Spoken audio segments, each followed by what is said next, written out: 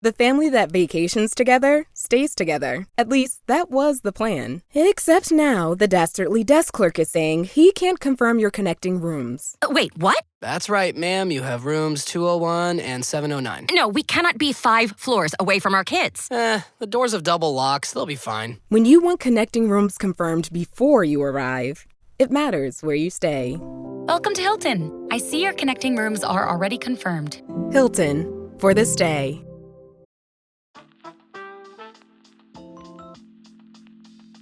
Hey everyone, it's Alex. On today's episode, we're going to talk about my next Half-Ironman race, which is coming up in less than a month. And yes, I'm going to talk about a bit of my training, but I'm going to spend even more time talking about my decision-making with balance and give and take during the process. Because while my training looks very different than what most people do, 13 sessions per week is a lot. I think my decision-making process and how I strike a balance is super similar. There are certain things with training for endurance events that are universal. They don't rely on finish times, and they aren't really different person to person. And I find those things super interesting. Because those are the things that help me and anyone who endeavors to toe a start line find more enjoyment in the process of preparing, while retaining other areas and interests that matter too, like work and animals and partners. Right, Meredith? And it may be taboo. And it may be taboo. How do you say that word? Taboo? Taboo. Okay. And it may be taboo. And it may be taboo. You just started with that. Okay. And it may be taboo to leave potential on the table, but I really think that doing so is what makes training and racing sustainable and fun for anyone who doesn't do it for a living. Today's conversation is a great one, and I hope you enjoy listening to it.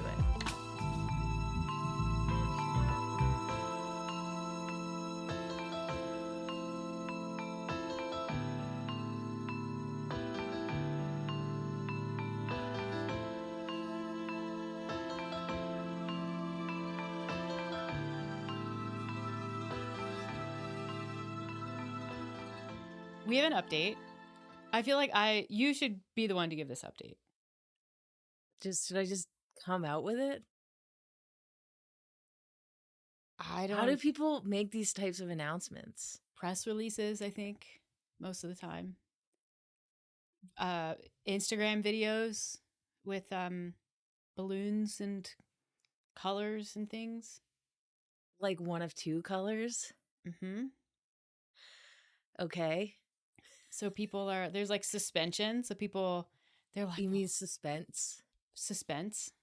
So people are like, what is it? We don't know. Somebody knows, but we don't know. And we're not going to know until someone pops this balloon or smashes this thing and a color comes out, and then we know. But until that happens, you don't know. I know. It's like, it's so tense. And then there's the selection process. Oh, don't get me started on that. Talk about not knowing. You don't know because you don't. Yeah, you have to then, like, how do you even choose?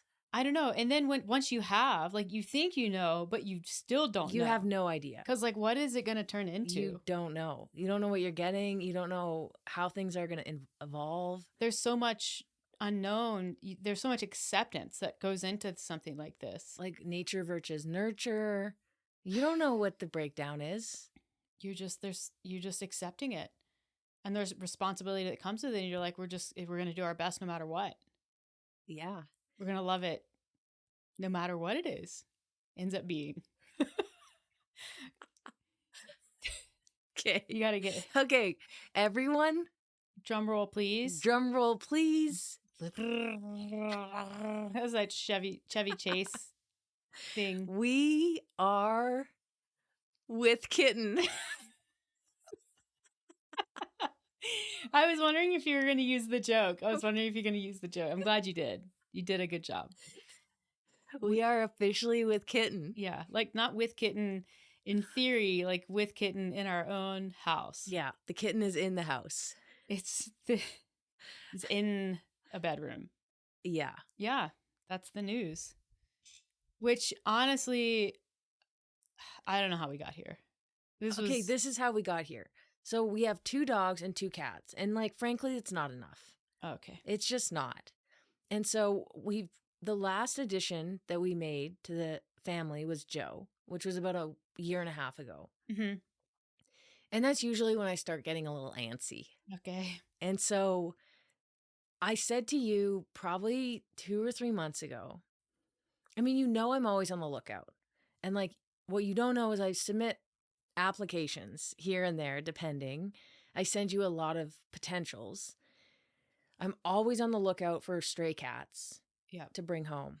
I haven't been graced with the cat distribution system yet. But a couple of months ago, I said, in a very serious manner, I've had these feelings, and I think I want to try again. I want another kitten. I want another animal. Yeah. I want us to go down that path together again. And the other animals are old enough now that I think we can put some energy into a baby kitten, a baby cat. And you said, okay. Yeah, I did. Which was shocking. I know you were shocked. I thought I was going to have to make a PowerPoint presentation. You were pretty like compelling, and I could tell you it wasn't like, oh, look at this kitten, I want to get it right now. Yeah. It wasn't that. And like, I keep buying bicycles, and that's the deal. So I'm just trying to be fair. Yeah, so for my birthday, I got a kitten and a bicycle. What a birthday, you know? Best birthday ever. You don't get a bike or a kitten, you get a bike and a kitten. Yeah. Like I was telling my friend, I sent a picture of my bike. I'm like, Meredith got me a bike for my birthday. Ooh, what kind? Oh, it's a dirt jump bike. Sent a photo. And then I was like, oh, and this. And it's the kitten. Yeah. So that's super exciting. I'm super excited. I'm struggling. I would say struggling. I'm not the most patient person. Oh, yeah. And so when we got Ivy as a kitten, she was a little older when we got her, and she was like fully fine. She came out like, because I got Ivy. I flew out to Ontario and got her, flew her back. And then, and we didn't have to drive anywhere because we were in Calgary at the time, but I did have to drive like an hour and a half to get to the airport with her. And then that's a long flight.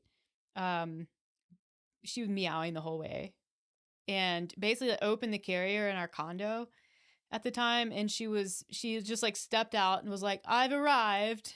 And was just like so comfortable, like was on the couch, was meowing, letting us pet her. Like on day 1, she was playing fetch. Like she was just so immediately comfortable. Yeah, it was, we didn't know it at the time, but it was really weird. Yeah. No other kitten has ever done that. I'm pretty sure. Kittens are not usually like that. This cat is more timid.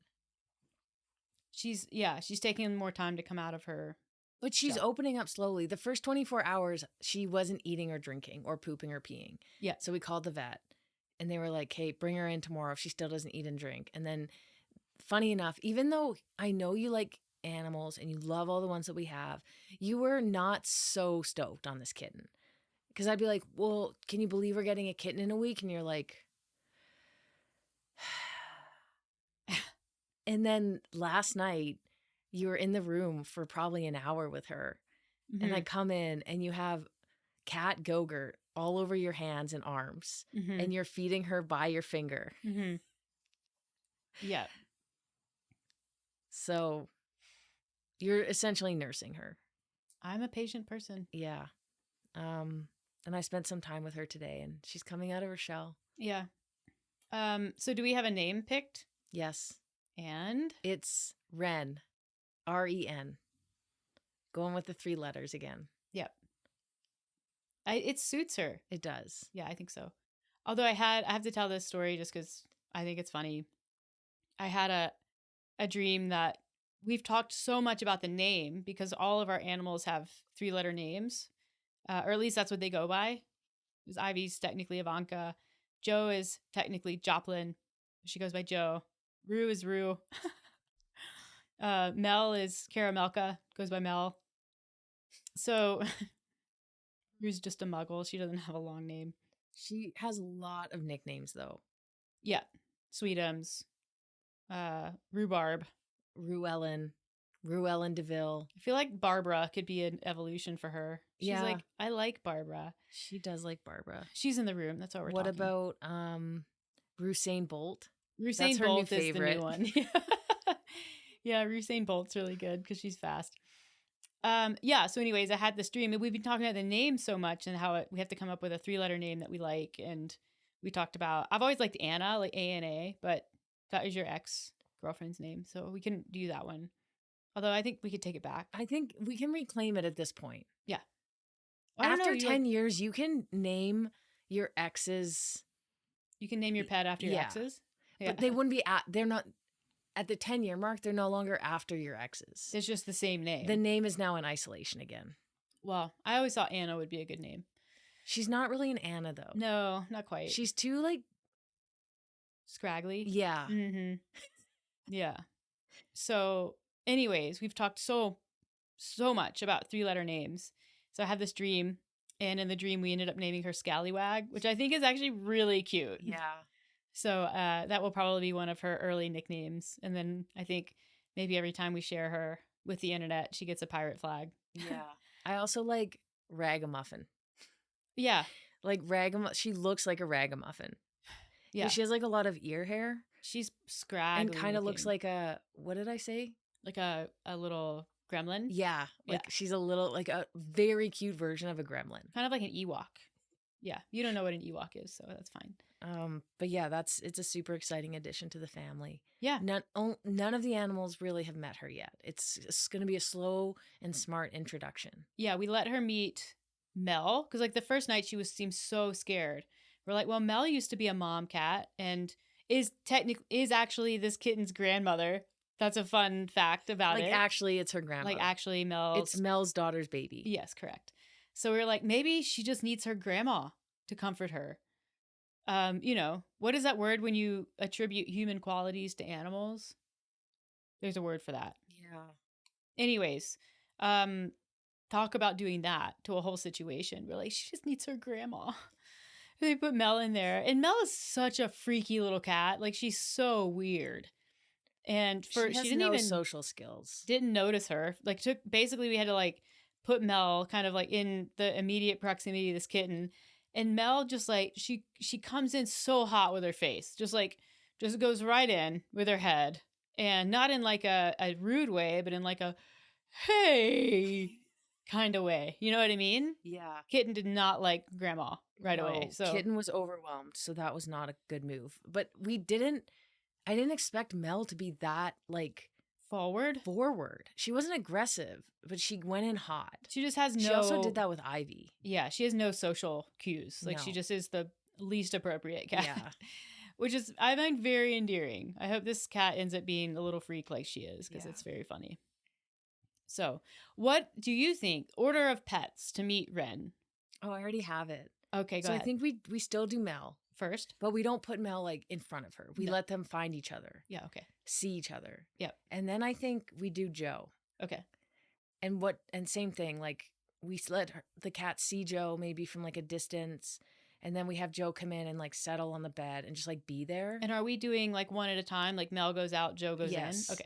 And just controlled, and like maybe not goes in, like maybe we somehow just let them see each other through the gate. Yeah. So that the kitten still has her room and Joe's on the outside. Uh-huh.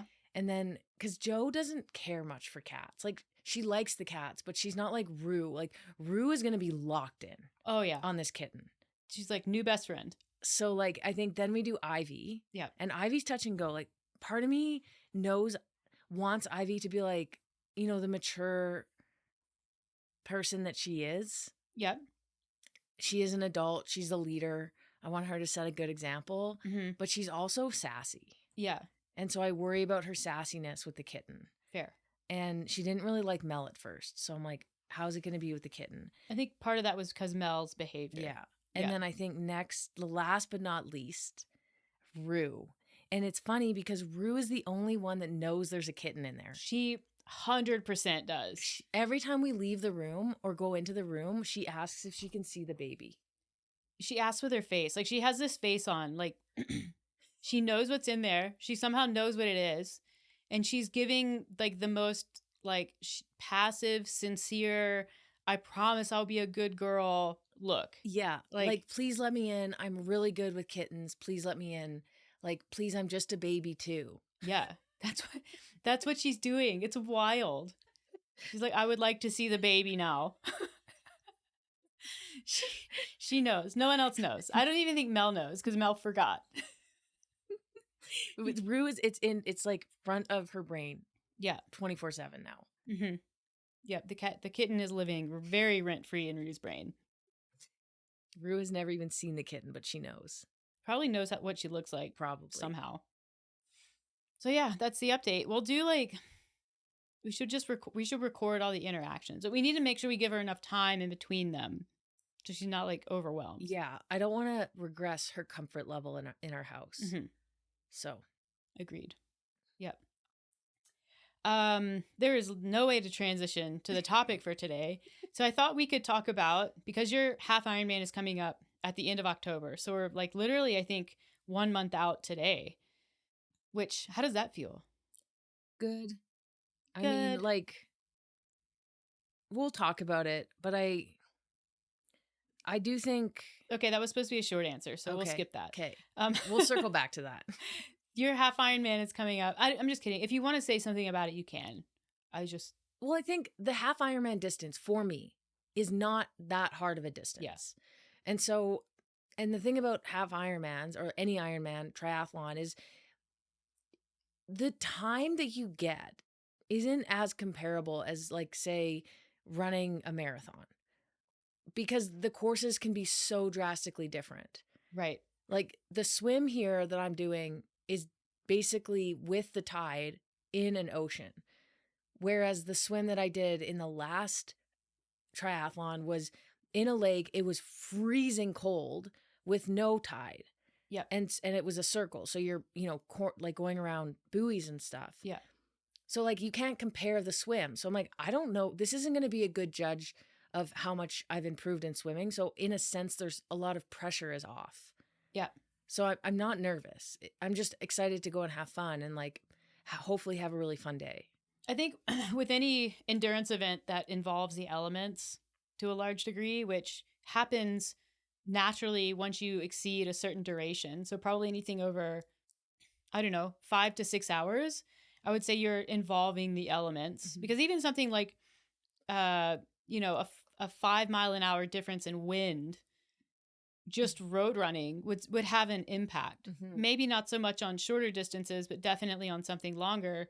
So the duration invites in elemental impact. But then you're also, with triathlon, you have the currents in the ocean, like you talk about, or in the river or in the lake, like the presence or absence of those. And then how those change in the water conditions with when there is wind involved. And if there's wind involved, now you're dealing with it on the bike and the run. And then on top of that, transitions are set up differently in different races. So, which isn't elemental, but the longer an event becomes, any type of event, the less comparable it is effort to effort, even on the same course. Like, look at Rebecca's this year versus last year. And like, same thing with Unbound, like course conditions can change. Yeah. So I think I like that about ultra endurance events. I feel like you've struggled with that part sometimes. With like, maybe not Half-Ironman, but it's like trail running. Yeah. Yeah, for sure. And I think triathlon, it's definitely way more measurable than trail running, but there's still, and more so in training. Yeah. Like, I know that I'm stronger on the bike based on the wattages that I'm hitting on the trainer. Right. But on race day, I can't look at my numbers and say, like, oh, I've gotten better or I've gotten worse. Like, I'm going to run a half marathon at the end of this race, and I almost know that it's going to be faster than last year, because last year I was running on a golf course, right, on the paths. Like, you're running in some grass and sand. And so I know that if this one is a better course, it's most likely going to be faster. And So it's just really hard to tell. And I think in a sense that takes the pressure off of the event. Right. I think more than anything, I just want to feel strong and not feel as flustered as last time. Yeah. And it's so early days for you with triathlon that, that also is a contributing factor to variability with times. I think you look at professional triathletes, people who do multiple Ironman, Half-Ironman, Olympic distance in a year, they have so many data points that maybe you're not looking at individual races, but you can look at like a collection of races and sort of understand how you're progressing. And then, performance on the bike, you can start to look at different things in different ways.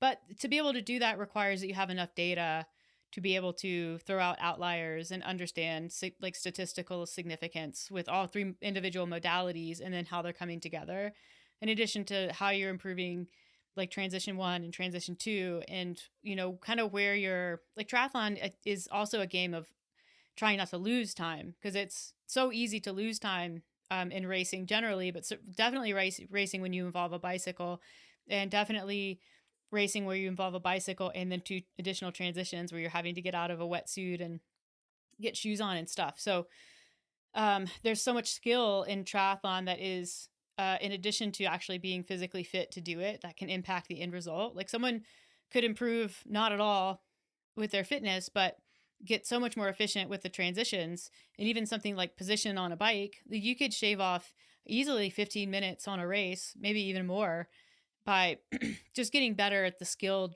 part of the sport. And that's something that I've always really liked about like triathlon and cycling specifically, is it's not just like go out and run this race as fast as you can. You have to be smart. Like you have to be strategic, and you have to take advantage of these small toggles that you have that can make a really big impact. Yeah. Whereas that's what I don't like about triathlon. Mm-hmm. I think that's what I like about running, is like run the distance as fast as you can. Yeah. I love that simplicity of the race. Yeah. I don't particularly like dealing with my bike. I don't like being in a bike fit and the person saying like, okay, your position's okay, but I need you to be farther up and tilt your pelvis. And like, Yeah. I'm just like, I just want to bike as hard as I can until I get to 90K and then get off and run. Yeah. I don't want to worry about this stuff. But there is part of me that I think partially because I have you, and I'm lucky for that. It's adding a unique addition to the training part of things. Yeah. So I guess I do kind of like that, at least for right now. But I've never been someone who's been even though I can be detail oriented with certain things, I just kind of like going as hard as I can. Yeah. And I think that goes back to probably where your why is for doing certain things, when it's like, and that's also where having a coach or someone who can help you with some of the details can be really beneficial, because there are loads of people out there who they don't care about that stuff, or they don't care to learn enough about it to be able to optimize it on their own. But like you can hire people to do that part for you. That's not hard. Yeah. It's always time or money. Like you can take the time to learn it and figure it out yourself, or you can hire someone to help you with it, or you can be married to someone who can help you with it. Right. That's free option. What I'm not going to do this time is learn about everything the day before. No, that's what I did last time. I mean, you've already done that once. You don't have to do that again. True. I already know a lot from my experience. Yeah. But even I like the with biking, I like to remember, and it's good to remind yourself sometimes, especially if you do any amount of training on a trainer or with a power meter on your bike, there's a difference between wattage and speed. And I think sometimes people forget that. And so wattage is how hard you can push on a bike. Literally how hard you're pedaling, like how much force you're putting into the crank, because that's where it's going to measure it. And then speed is how fast you're rolling. So think of it like this way. If you're riding a bike and you're pedaling and you sit up, like let's just say you don't have to worry about balancing, but you sit all the way up tall on the bike. You have all this air resistance on you now. So your wattage, when you do that, is probably going to go up, because you're now having to move. You're fighting against additional resistance that is air. And while you're doing that and your wattage is going up, your speed is probably going to go down. So, and that's without any incline, like you're just on flat. And So that's a good visual because it's a good reminder, like your number one source of resistance on the bike when you're actually riding a bicycle, not on a trainer, aside from gravity and like your own body weight, your number one source of resistance is air. Like that's the biggest factor that impacts people's speed. And so you can get someone to improve their speed by improving their aerodynamics on a bike. So you get smaller up front. You figure out how to optimize your position to optimize airflow over you. Speed goes up, and then often wattage goes down. And people struggle with that.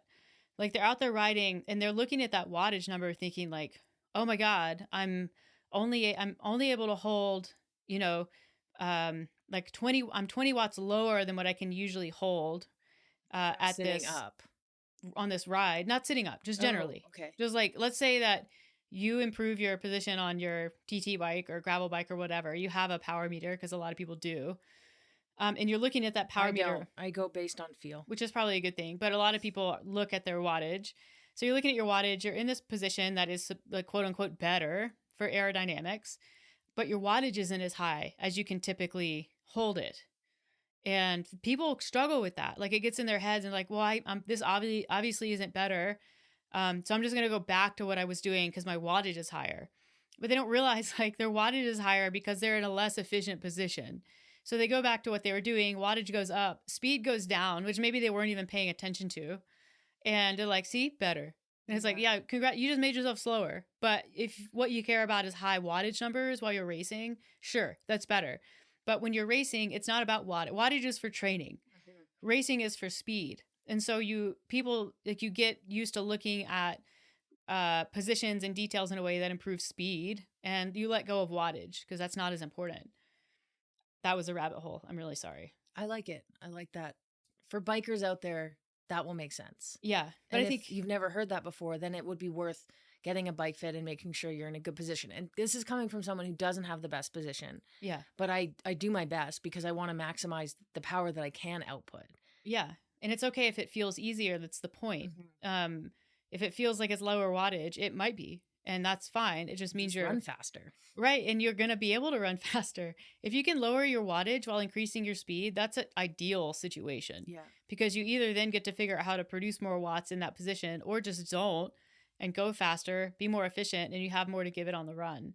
But I think that's like, you are someone who, the same thing could apply for running. Like if someone was like, you could go faster if you improved your position and changed your running mechanics a bit. You'd be like, no, thank you. You keep saying that. I don't really believe it. What do you mean? That you're like, I think that if you got like a running coach to like change the way that you run, you've said this before. Yeah. You could run faster. And I'm like, I just don't think that's true. Like, I think my running is good.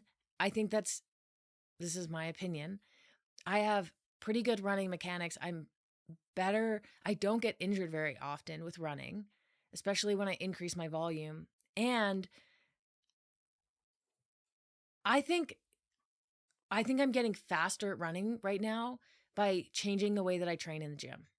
Maybe, yeah. I don't think that, like, let's take Christy Aramo, who is probably the person that I can compare myself closest to. And I'm like, Christy's better than me at running. She has faster times in every single distance. But I went running with Christy, and it's not that Christy leans more forward or lifts her knees higher. She's just like poppier than me. She's got this crazy combination of endurance and power. Yeah. And it makes her just spunkier. And I'm just like a flat runner. I mean, that might be true, but there might be something else that's true. And I'm not saying that I think your running form can improve. I'm saying this because someone said it to you. I know. They said you're very, very upright and it's possible. And this person didn't say, oh, you could run faster if. She said it's possible if you changed your position just a little bit in your mechanics, like you might be leaving some speed on the table. Yeah. And that the might is the big part of it, because it's like it's not worth it to you to figure that out. And that's okay. Just like, I want to run. Yeah, that's fine. Just want to run. Oh, there's faster shoes I can wear. Okay, I'll buy those. And that's just, it's like knowing what strings do you want to pull and what strings aren't worth pulling. Like, you're obviously not getting injured, which is probably the number one concern with running mechanics. Yeah. So if that's not happening and you're getting faster with the mechanics that you have, is it worth going down other rabbit holes that aren't guarantees? And the answer to that is, for you, no. Yeah. For some people, maybe yes, because they just might have an interest in it. Totally. Yeah. But that's not, it would be something that for you would cost time and shift the balance, which we'll talk more about later. Like, there's give and take with this kind of thing. Yeah. So that's a rabbit hole. There's a lot of factors that go into improving performance, especially at a elite and sub-elite level, when like you're checking all the other boxes. But even when you get to that point, it may not be worth pursuing them for the person. Yeah. Yeah. I mean, you could spend your entire days and nights thinking and doing and reading about triathlon. Yeah. And I'm sure people do. Yep. I'm sure people do that who aren't even like great at it, but they like that part of it. Yeah, there's so many things you could be interested in. Yeah. I don't even think you know how far the rabbit holes go down into the Yeah. the ground. I mean, it's like, that's like bikes for me. It's like music for me. Like, I like listening to music and learning about artists and like knowing the history and knowing the theory, but like, I'm not a great musician. I just really like it. You know, it's worth it to me to give that some time. Yeah. So it was a weird intro into what we're going to talk about, which is performance at sort of like your level, like sub-elite, and then performance for more normal people, normies. I don't know if can we say normies? I also identify as a normie in a lot of ways, so I feel like it's okay if I say it, but I actually don't know if that's... In what ways are you a normie? Okay, I'm an elite normie. I'm the queen normie, all right? I'm a normie when it comes to technology. You are. I'm actually below a normie. Yeah. I think. Yeah. You look up to normies. Yeah. But I don't know.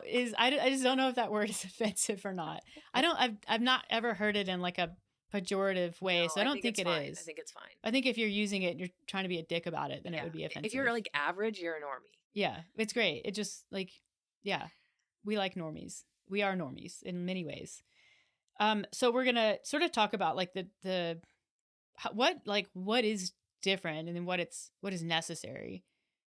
So you did a week of training, and you filmed most of it. I was the executive producer, director, creative mind behind it. But we did that to put on Patreon because it is not something that you've ever done or we've ever done and put out there for people to look at. And so I'm going to talk about that, which you can watch, by the way. If you are on our Patreon, you can see that whole video. It's worth it. It's like 30 minutes. It's like about video. Me, so I feel bad saying it, but I'm like, it's pretty good. It's chill. You can have it on in the background. There's good music. Like, there's not a ton of talk. There's some talking, but it's, a lot of like, this is literally the training. This is what it looks like. I think that the reason I did it was because people always ask me what my training is, and sometimes I'll send my training in written form, and people are surprised by it. The volume and the intensity and all of that and the number of days that I'm able to put in on a consistent basis. And so I thought I would show it and then also explain how I managed to do it. Yeah. And why I do it. So let's talk through that for people who don't know or haven't seen it or going to go watch it. You can pause and watch it. But what's the breakdown? Like how many sessions per week are we looking at total? Okay, so we're 4 weeks out. So my training has changed. I'm just starting like a new cycle leading into the race. So 3 or 4 week cycle. So it's a little different than what you'll see in the video. And when you say cycle, you mean kind of a training block where there's a specific focus and things are progressed in a specific way. Yeah, exactly. So in the video, I think I have 13 sessions per week. It's the same still, but the sessions are slightly tinkered. I was building up to a fast half marathon, which was part of my build for the Half-Ironman coming up. Yep. But now I'm doing more like brick style workouts. So that's when you combine running and biking together. Typically biking and then you go for a run. So you're training that transition and the feeling of the run after biking, kind of putting all the pieces together. Yeah.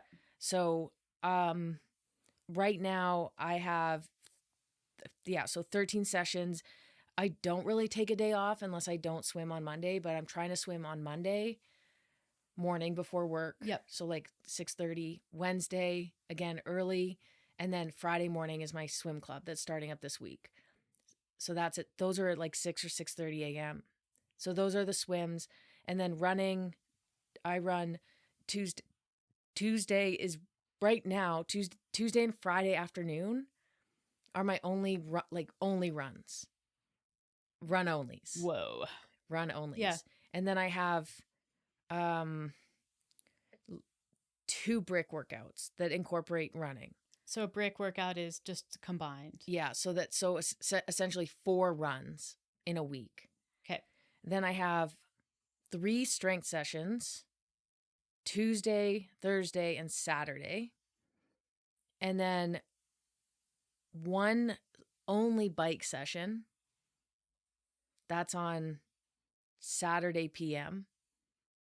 Okay. And then 2 other bike sessions with the brick workouts. And the bikes. Oh no, and then another bike only session. So Okay. 4 bikes. So 4 runs, 4 bikes, 3 swims, 3 strength training. And a couple of the bikes and the runs are combined. Yes. Okay, great. That makes sense. How many gym days did you say? 3. Okay, perfect. And some of your biking is you're doing via mountain biking as well. Like you're sort of. I mean, my coach doesn't have it written as mountain bike. But I'm like, mountain biking is really fun. So I try to sub in mountain biking, but try to hit the same stimulus. Yeah. It's like, we'll talk about this. It's not as good. What is the downhill hitting? Downhill's hard. It is. It's not like, oh, I'm just rolling downhill. Like it's still very active. I'm breathing hard. My calves are burning. Like Yeah. usually your grip because you're braking. CNS. I need to have a nap. Balance. So that's not necessarily a traditional half-Ironman training layout. Yeah. How do you think it differs? Or like, I don't know if you've looked at a ton of half-Ironman plans or training layouts, but it is different. Yeah. I think typically for Ironman or half Ironman, volume can be higher. Yep. Running, not necessarily running volume. I've also seen plans with running volume being low. It really depends on the athlete. I think biking volume can be a lot higher. Yep. Like long rides, like 5-hour rides, 3-hour rides. Like that's not typically something I do. I do 2.5-hour rides. That's as long as I'll go. I mean, but that's like the whole, like from a duration standpoint, that is the bike leg. it hopefully will take me under 2.5 hours. Yeah. But I'm also coming off a season of gravel biking. Right. So I have that in my back pocket. You're not coming at this like cold. Right. Where I did a lot of 3-hour training rides. I did RPI, like I've done 100-mile races. Yep. That are 6-7+ hours. So you're already exceeding the duration of the half Ironman that you'll do. Exactly. Yeah. And it's not on the same bike, but it's a really, really good training stimulus. Yep. And then all of the biking that I did in the winter, which people say like bike shape, you get into bike shape over the summer. Like I think you get into bike shape in the winter. I think it depends entirely on where you are geographically. Yes. I think a lot of people get in shape in the winter. A lot of people blow it in the winter. They get in really, really good shape by January 31st. And then they just burn themselves out to the point where this summer they actually are not very good shape because they're like, I don't even want to look at a bicycle. Yeah. So your training volume is really important here, both like sort of chronically, like what you do, what you have done for years, but also just looking at the season as a whole. You have a lot of time spent running, biking, like swimming, maybe not so much, but you've been doing a lot of that and getting significantly better at that. So there's not a huge driver, in my opinion, to like turn up swimming volume when it costs you other things. And we can talk about that. But from like a just sort of a best practice standpoint argument, like I think, and this is kind of the way that I approach gravel biking when I help people do that for long events. So like Unbound 200, 100, you know, your long days you should be having days that are 50% of the race duration, like minimum. probably, I would say like 50 to 60. 70 is a little high. It sort of depends on a person's tolerance for volume and their setup. But like, for for Unbound, like a 12 and a half, 13-hour race, that's a 7-hour training day for me. And that's like the longest that I did. And then, for the shorter distances, obviously you're doing 2.5-hour training sessions. That's 50% of your race day. And that's on top of all this volume. Like if someone's more beginner. Like on Sunday this week, I have a 2.5-hour bike ride into a 60-minute run. Right. But the intensity is lower. Yep. So that's more than 50%, but at a lower intensity. Yeah. The thing that I always think about with like the intensity and the volume aspect of it is the cost from a fatigue standpoint. Because you're going to develop fitness, sure, but you're going to develop a ton of fatigue that you're going to have to deal with. And the way that most people deal with fatigue on a weekly basis is by taking whole days off. When I've always thought it's more approachable from a training standpoint and often better to not build up so much fatigue in single sessions, but do more sessions in a week. So you're managing it sort of in a more like straight line fashion instead of like, here's a ton of fitness, but also a ton of fatigue. And now you have to take 2 or 3 days off. Yeah. And you're sort of just oscillating between these really big efforts, which also just gets like hard mentally to do. I think it's also hard. I love training. I really dislike doing long sessions. Mm-hmm. I don't like even for gravel, I don't like being away from my life, my computer, my phone for longer than a few hours, especially during the week. So when you were gone, you were doing like 7-hour rides on the weekend for training for Unbound and for Leadville. And I wouldn't want that. Yeah. I just don't I don't like being away. I like to have the balance. I like being able to do a session that's an hour, 2 hours, even 2 hours feels long for me, like get work done for several hours and then come back and do a second session where you're kind of fresh again, mentally fresh, physically fresh. I think for people with kids, that's really hard also. Yeah. So there's almost a benefit to not doing it for other reasons other than the physical, like recovery time. Yeah. And it's all give and take. It is striking that balance and what's right for you. Like it can go back to kind of your what you like about it, what your why is, like core value talk comes in. Like I love the adventure side. Like adventure is something that I didn't get to do a lot of for a while with CrossFit, but now with cycling I get to, and you get more adventure the longer you go out because you're further away. There's more things that can happen. You see more stuff. I like that part of it. But the cost of that is super high, but I'm okay with that. So that's the like give and take that I'm okay with, where like you're less okay with that. So like you aren't, the juice is not worth the squeeze there. And that's kind of the thing that's like driven your program design and the way that you make decisions with training is understanding what the give and take is with sessions, what you want to be doing, accepting doing less of one thing so that you can do more of another, even if it might not be like air quotes the best for your like race preparation. Yeah. I think the last couple of weeks is a good example. I had this week, I was supposed to swim on Wednesday, but I didn't. I went to bed super late on Tuesday because I got in from travel. And instead of hitting the 2 swims, so Wednesday, Friday, I decided to strength train on Wednesday morning instead and like prioritize the 3 strength training. Cause like I also have a life that involves travel, involves other responsibilities that I have to think about. I do miss training sessions once in a while. And there's then a question like, okay, if is Ironman my main priority? If so, I probably should have gone swimming, but I don't like swimming. It's easier for me to get into the gym. It takes less time out of my day. So I just did my gym session and I have to be okay with that. Sometimes it's hard. Or even, in the video, we went out to the lake and I did an open water swim, which I probably did half of the weekends over the summer. But again, there's a cost to that. It's really, really great training, but it requires like you to come out there with me and be on the paddleboard. We have to take care of the dogs. We have to drive, which is almost an hour both ways. So that's 3 hours out of the day instead of me just going to the pool at 6 a.m. and swimming for 90 minutes. And so if I were an elite athlete that is only doing sport, I would probably be going to the lake every single week at least.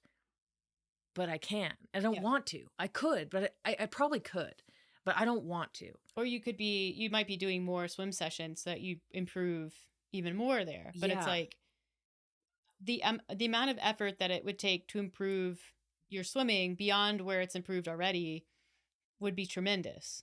Mm-hmm. And it means that you get less time at home. You get less time out mountain biking or doing things that are like just for fun. Or getting better at running, which I'm still doing. Mm-hmm. So it's what I want out of this. And do I want to be the best triathlete that I can be? Frankly, no. That's actually not my goal. My goal is to train in a really, really fun way that keeps me engaged and happy, but also be allowed, like, yeah, I guess that's it. So you're but okay also with, to like, be able to enjoy a race day. You're okay with leaving potential on the table for this? 100%. But I get with leaving the potential that I'm leaving on the table, I get back in the form of like going out and mountain biking with my friends and having that be a training session. It's still hard going to the pool instead of the lake so that I can, I don't know, hang out with the animals. Whatever other things I get from having more balance, spending fewer hours in a pool when you're inside and more hours outside on a bike or on my runs. Like having more time to put towards work. Yeah. I mean, I still work a lot. And, you know, those extra training sessions or the extra effort that goes into training sessions, like it takes time. Like I could be spending more time warming up for sessions, but I don't because it takes away from my job. Yeah. It takes away from sleep. It's all a balance. Yeah. And it's also all hypothetical. Like we sit here and say like, oh, I'm okay leaving potential on the table, but it's also, you have to make a leap to believe that there is potential being left. Like it's a fallacy to assume that you would actually be any better at it if your training was different, if you were doing more swimming or more biking, because it's possible, and plenty of athletes go through this, where they push the needle really far over towards performance, but they burn themselves out and they stop enjoying it. And if like you're not enjoying it, you don't end up actually pushing that hard when it matters. Like it's possible that you do more training and get the same result, or like not as good of a result, or you get injured and can't produce a result at all. So it's like, it's kind of that whole thing with, you know, regret being a somewhat useless emotion because it's based on the assumption that the choice that you didn't make would have produced a better outcome, when like you don't know that. Yeah, you're guessing. Like right. I'm guessing that if I didn't do a 20-minute workout with ring muscle ups and ski erg, that I would, and instead went to the pool, I would be a better swimmer because that's my energy. My muscular endurance on the rings and on the ski erg was better spent in the pool, fixing my technique, getting better in the pool, getting more comfortable. Like you can argue that would be better for triathlon. Yeah. I mean, you could also argue that workout helps me with swimming or you whatever. Yeah. But I do think there are decisions where you know that it's not necessarily in alignment with being the best triathlete that I can be. Like people who are top triathletes aren't doing what I'm doing in the gym. Yeah. But I also want to train in the gym because having a lot of muscle mass is really important for me as I age. Yeah, and it makes things like mountain biking more fun. Like it actually reduces injury risk in a lot of ways. Like I can do fun stuff on my bike that somebody who's maybe not as strong as me wouldn't be able to do, especially as a female. Yeah. And so it's all balance and give and take. Yeah, and you're not an elite athlete. Like you're not making your living by racing in triathlons. Like there's nothing on the line here except like what you want out of it. And that's could I go 10 minutes faster in this? If I could maybe get 10 minutes faster. Let's put it this way. If someone said, Alex, if you only train on your tri bike this entire summer, you will get 15 minutes faster in the race in October, I'd be like, no thanks. Not worth it. And that's kind of how I make my decisions. Yeah. And I think it's, while you're like, you are really, really good, you are sub-elite.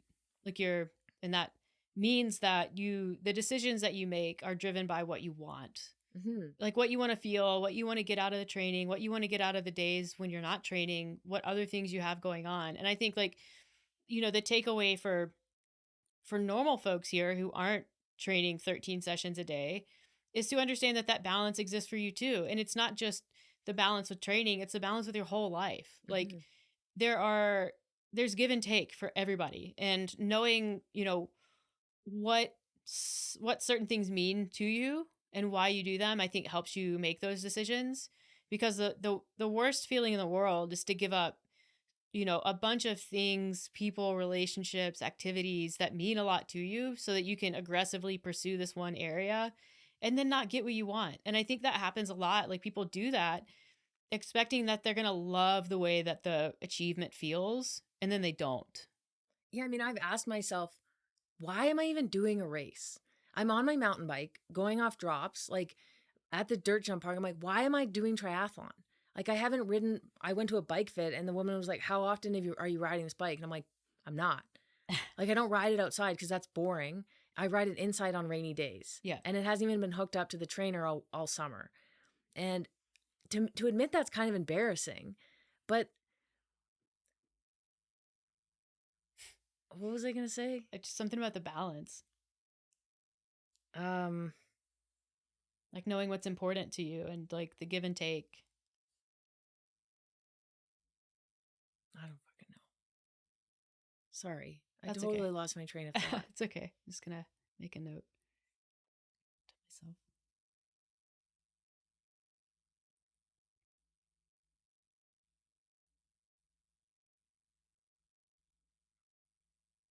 Okay, let's get back on track. Okay.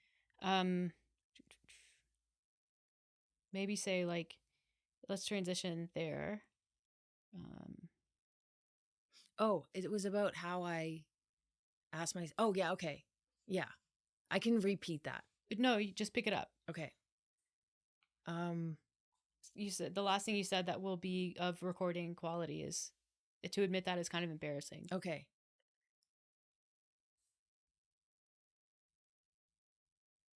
And so then I asked myself, why am I doing a race if I'm not on my bike? That's ridiculous. And the answer is because it's fun. And that's the way I want it to be. And I still enjoy it. And I love going out to North Carolina and seeing the beach, which we probably wouldn't do if it weren't for me racing. We get to see your family. I get to have a new experience, an athletic experience. And like, am I the best that I could be? Maybe, maybe not. Who cares? Who cares? Yeah. It makes me happy. And you get so much from, and I'm not saying I'm not prepared. I'm just preparing in a way that might be suboptimal. And that's fine. I'm not saying, oh, just sign up for a half marathon or sign up for a half Ironman if you don't run. Like, that's not what I'm getting at here. But I'm like, hey, if you like running on trails and you're signed up for a half road race, like go on the trails for some of your training if that's what you like. Yeah. Maybe it's not optimal for a road race. Maybe it's a great thing. But there's nothing wrong with having a different approach to training. Yeah. That's because you enjoy it more. And the racing part of it, you always sort of tap into something that's a little different on race day. You get the community, and there's something about like the ritual of doing a race. You know what I mean? Like it's so different than training, but it's this sort of celebration of what you've been doing. It's like putting on a concert for yourself. It's like what I've been doing is important, and now I get to like, do it in this official way. Like there is something so like ritualistic about competing and racing and like putting it out there, and it has nothing to do with the result and everything to do with the doing of it, and then all of the doing that came before the race. I love that. Oh, I've never thought of it that way. It came to me when you really like that, and it's so true. Yeah. And it breaks up training. It does. It builds in these milestones and these like, okay, you did that. So now, now what do you want to do? Like, do you want to keep doing that? Do you want to change things? Like it allows for these inflection points based on the feedback that you get, both like numeric, like both data feedback, but also, emotional feedback, how you feel mentally doing these things. And it's fun to choose races. It is really fun. Yeah. And you go places that you might not go. 100%. And I think and so much of the community is huge and you meet people. And I think that is, regardless if you're starting in the front corral or in the back corral, like that part of it is the same. And that's what makes racing worth doing, I think. It's totally. I have nothing more to add. You nailed it. No comments. Okay, so let's translate some of this information into some action items for people who have less time availability. And I know we've been talking about like Half-Ironman training, so we can stay sort of in this realm and then maybe get a little less specific as we go. So I guess like where do you start? Because most people are not doing 13 sessions a week. Yeah. Like where does this conversation begin? I mean, it kind of depends on your background and your training history and like what you're good at. If anything, if you're starting from scratch, I would say, let's say there's 7 days in a week and you want to do one training session a day. I would probably start with, I mean, if you have to learn how to swim, I would probably sign up for swim class or swim club. But Right. like, let's say we're just talking about training. You know how to do everything. You have a bike. 2 sessions of each per week is probably a good start. So 6 sessions total. Yeah. Okay. You could maybe double up on a run bike, like a brick session. Yep. Maybe not at first, but eventually. And then have a standalone run, a standalone bike, then 2 swims. And then, I mean, strength training is important long-term. If you take, 4 or 5 months off to prioritize running and biking and swimming for a triathlon goal, that's okay. I wouldn't say like don't ever strength train again and just dive straight into triathlon. I think strength training has a purpose for triathlon, but also for long-term health. So eventually building strength back in, even a minimum amount is really helpful.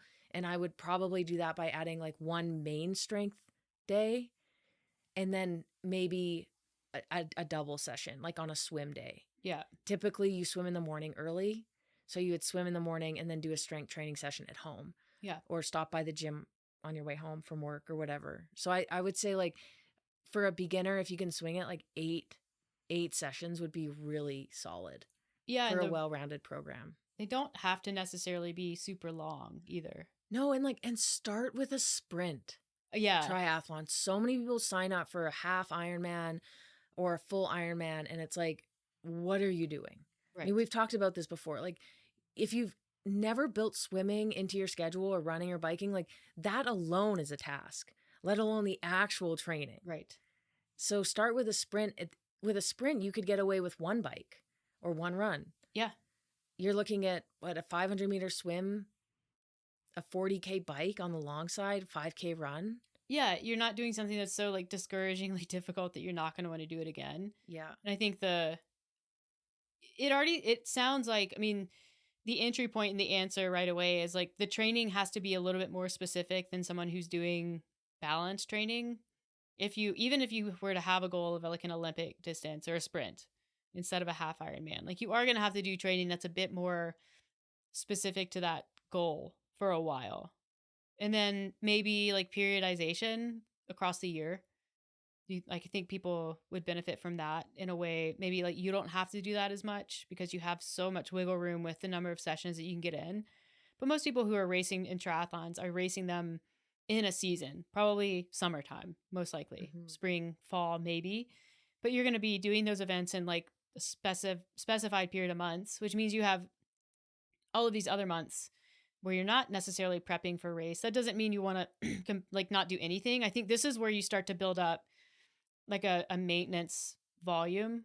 And that's, I think, where performance actually comes from over time. It's that whole concept of like, instead of trying to raise the ceiling, you raise the floor.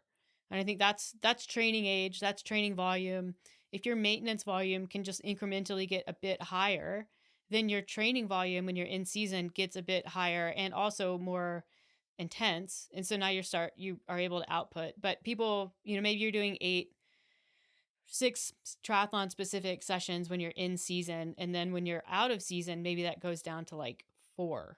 Mm-hmm. And now you do a bit more in the gym, a bit more strength training to balance things out. And then once you get back into season, that goes back up to 6 for a while. gym days go down, and you kind of oscillate that way across a calendar year, you can make great progress doing that.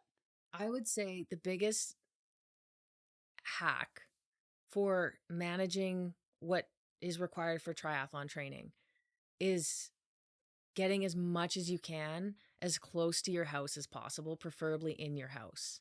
Oh, yeah. If you can afford to get a trainer inside your house, a bike trainer, do it. Even if you're riding it in the summer, as much as that sucks. Yep. Like, make it easy to get the training in.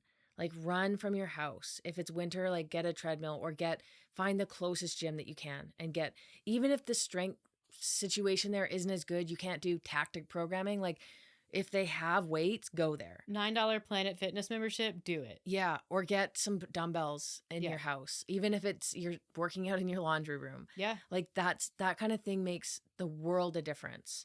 Adding on 20, 30-minute commutes, not ideal. No. Or even having to tie yourself down to gym times or drop-in times. I mean, if you're already doing that with a pool, that's hard enough. If you can make it as flexible outside of that, that's going to be it's a game changer. Yeah. 100%. I don't know how people are doing it when they don't have stuff at home.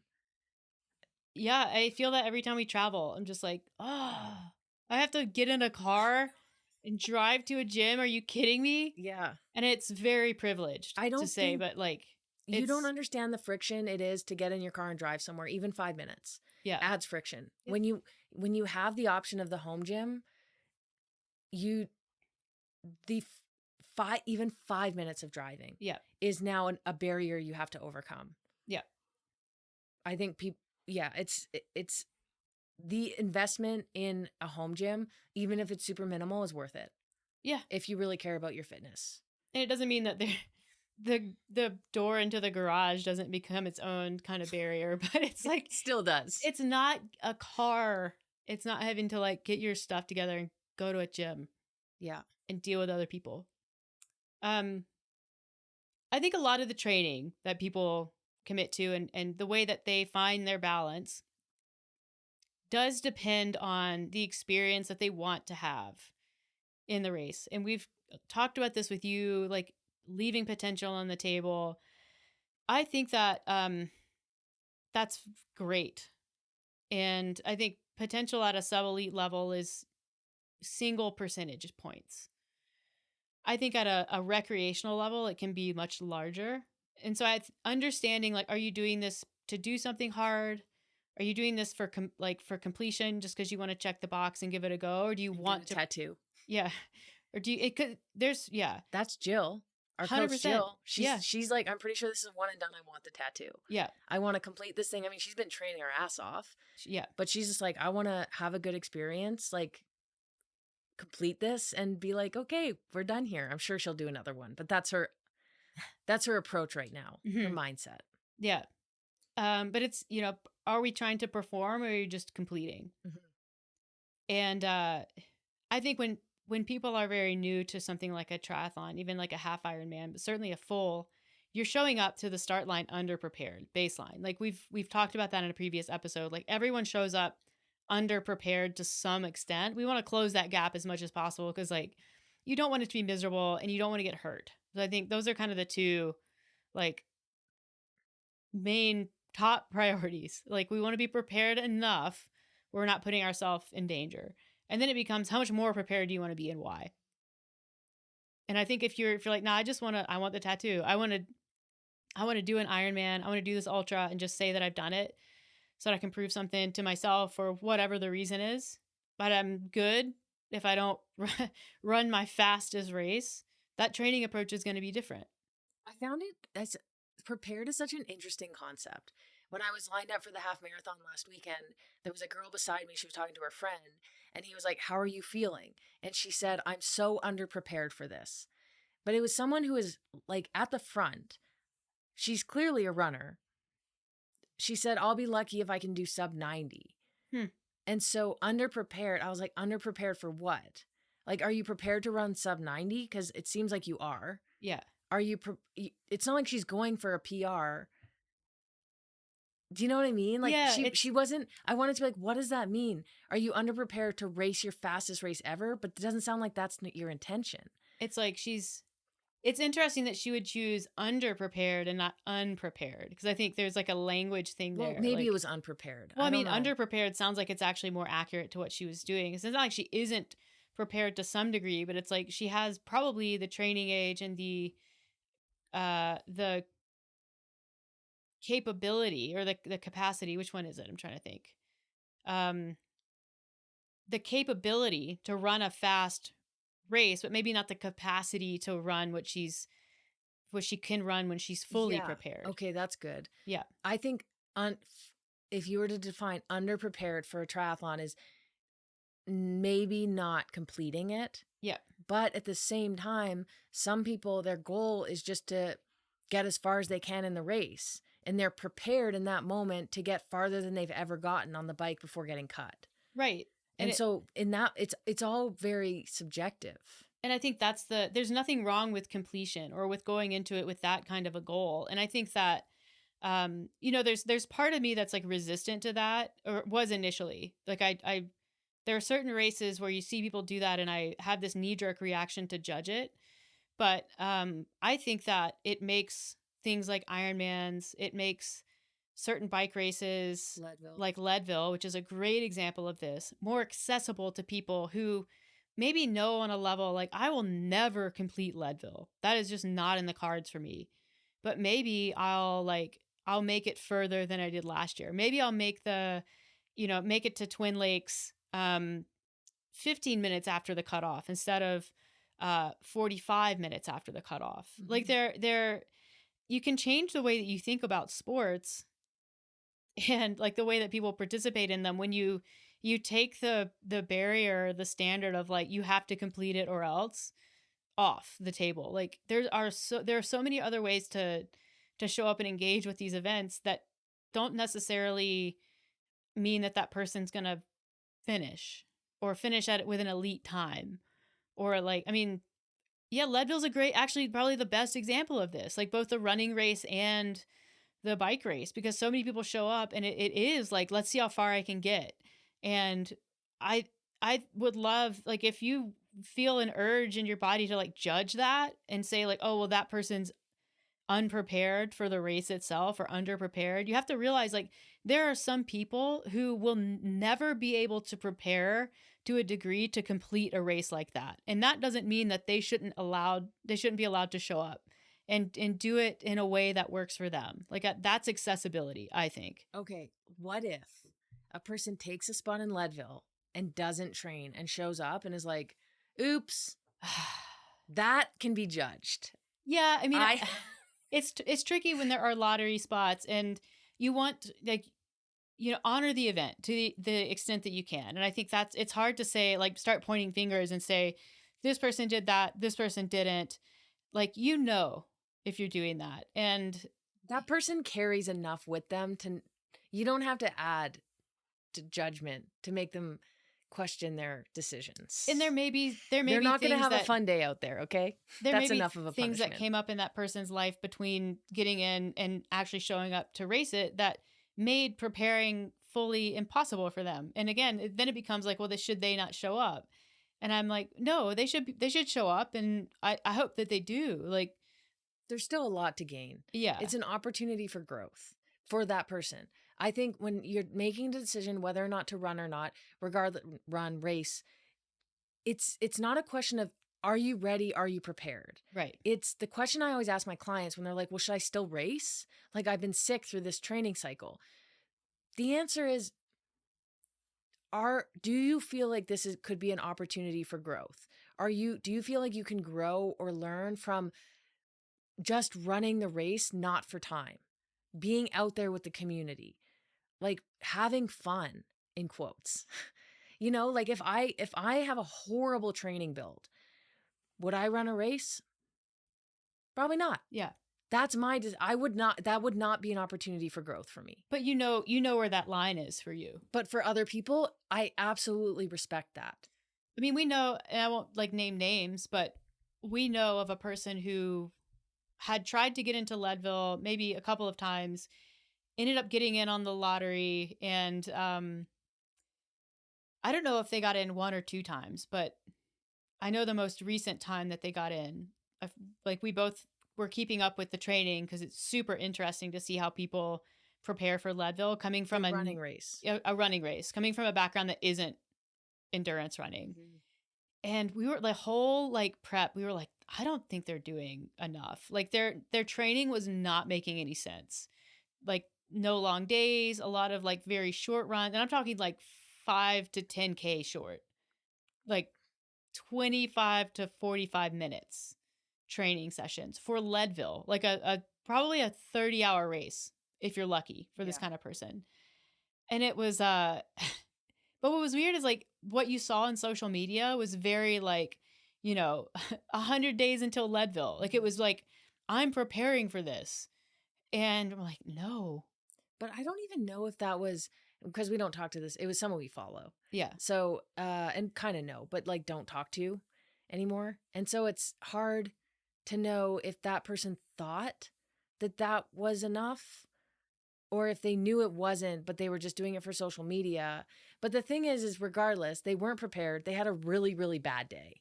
Yeah. And multiple days after. I think they had enough exposure to the event by like participating as a pacer or whatever.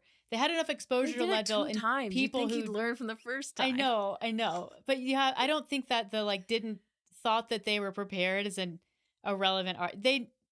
You know what it looks like to prepare for Leadville, and you know what it looks like to not prepare for Leadville. And so I think there is some disillusion. I think social media is a really negative thing in that space. And yeah, so that's an example of like, okay, you kind of dogged this. You're like, didn't put into it what it deserved. But I don't know of that many examples of people doing that. I think everyone's doing their best. They are, yeah. And some people sign up for races and they think they're going to be able to train more. They're going to want to train more, and then they don't. And they've paid and they show up, and that's fine too. It still can be a growth opportunity. Like there's a lesson in there. Yep. And you take that medicine. I mean, I've never run a race unprepared to the point where like this is going to really, really, really hurt. But I know people who run marathons completely unprepared, untrained, and it's just not a good time. What about half marathons completely unprepared and undertrained? What about... Are you speaking from experience? Someone who was coaxed into running a half marathon untrained and then collapsed her arch in her foot. What about that type of person? I think that's true love. Yeah. I think that's doing something for the one that you love and impressing them. I mean, that was an impressive time for untrained. And first, Meredith ran a fully untrained half marathon in like an hour. Because I said, do you want to run a half marathon next month? And you said, I don't know. Can I prepare? And I said, yeah, a month is enough. And then I signed us up and I said, oops, it's June 20th, not July 20th. It's next weekend. Never run a half. I'd never run over 10K in my life. Did a half marathon in an hour and 36 minutes. Was it 36? That was 38. Like 40 something. It was under, I thought it was under 40. Because I think I was under 40. You were like under 145. Maybe 142. Yeah. Maybe I can look it up. We should look that up. Do you have it somewhere? I can find it.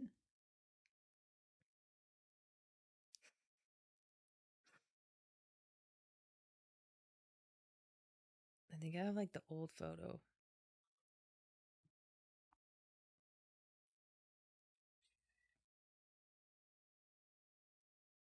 Okay, my time was 1 hour, 40 minutes, and 52 seconds. Do you know what my time was?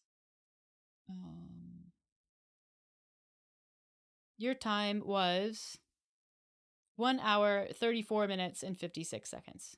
Okay. So, we were so dorky. I know. That was so, like, that was just like so painful. Well, first we told our coach, like, we're going to run a half marathon. And I don't think he knew that we were going to run it as fast as we could.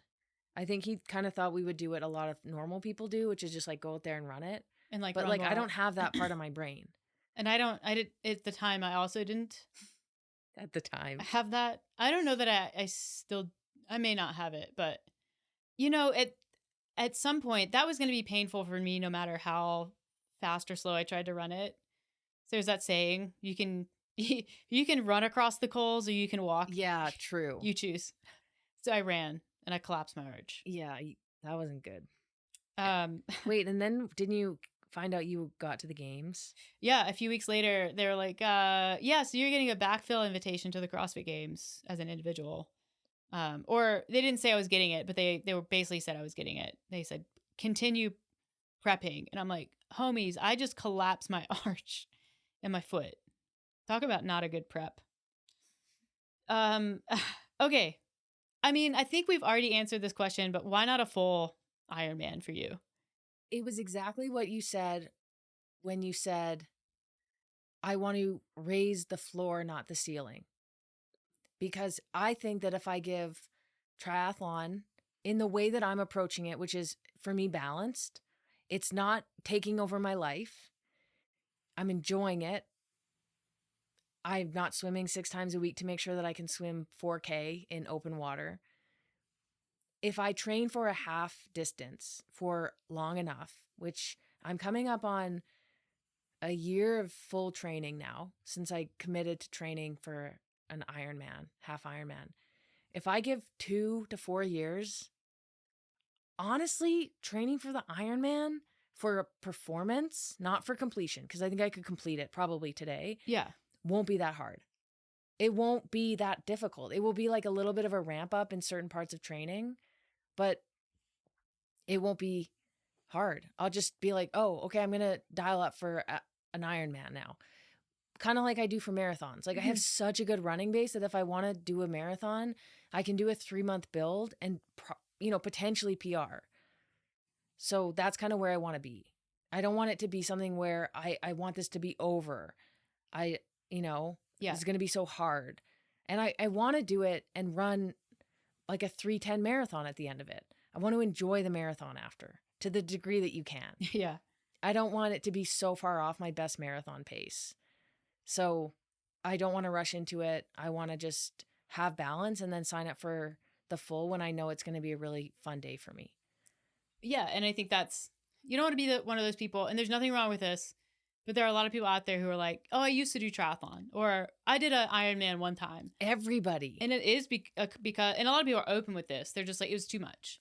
I mean, if you ever need to buy anything for Ironman or triathlon, just buy it used. Yeah. Because there are so many people selling stuff because they don't do it anymore. Because it's such a time commitment. Yeah.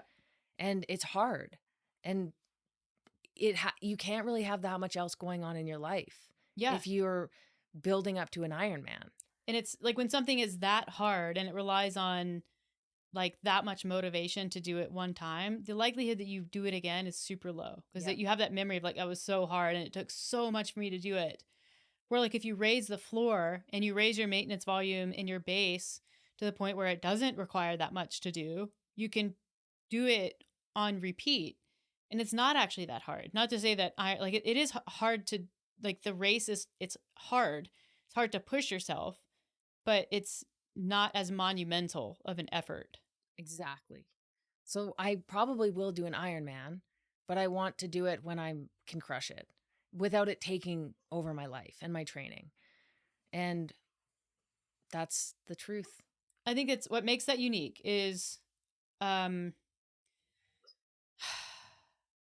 that takes a lot of patience, and it takes a lot of yourself really well. And I think a lot of people lack the experience to feel confident that will work, or have the patience. And there's a lot of roads to that path. And I think, whereas you're starting with a half Ironman, that's your entry point. To go back, I think that starting with the appropriate race distance for you, like starting with that sprint or starting with the Olympic instead of jumping into the half, and like feeling that out and being like, wow, that was hard for the distance. That's not even a half Ironman, and that was really hard. But like you kind of get an understanding of what, like you get a taste of it, and then you can decide then, like, can I build the base to be able to do a half Ironman, or maybe one day in 5 or 10 years do a full Ironman. But takes a remarkable amount of patience to use that approach. But I think that is the way to do it enjoyably. and to make sure that you're doing something that you actually want to be doing and not to prove a point or like impress people or because you think that you'll be more valuable as an Ironman, because you won't. You're valuable now. You don't need to race. Race to have fun, race because it's the ritual, race because it's fun to push yourself, but don't race to try to become a more valuable version of yourself. Yeah. Plus no one cares. Literally. So yeah, I don't do triathlon because I want to do a race. I chose to do a triathlon because I ran my fastest marathon last May, like 2 Mays ago, 2024, 2:56. And I kind of was like, well, what now? Like, do I just try to get faster at running? I just needed a change. I needed a new challenge. And the new challenge wasn't a specific time. It was just like, get good at this sport and get better at swimming and get better at biking. And it allowed me to get more into gravel biking and connect with you more and that sort of thing. And so I don't know. I don't even care if I don't do an Ironman. Part of me just wants to experience the training though. Mm-hmm. And, kind of experience the race, but it's not about doing it necessarily. And I think that makes me a little different. Yeah. But I think it does. And I'm sure there'll come a time where I'm like, I used to do Ironman, but I also didn't even like the first half that I did. So this is kind of an experiment to see if I want to keep doing races. Yeah. Is not liking Ironman, is that an outlier or headed in the direction of a trend? Like I finished the Ironman, Half-Ironman I did in December and was like, that sucked. That was stupid. I didn't like that.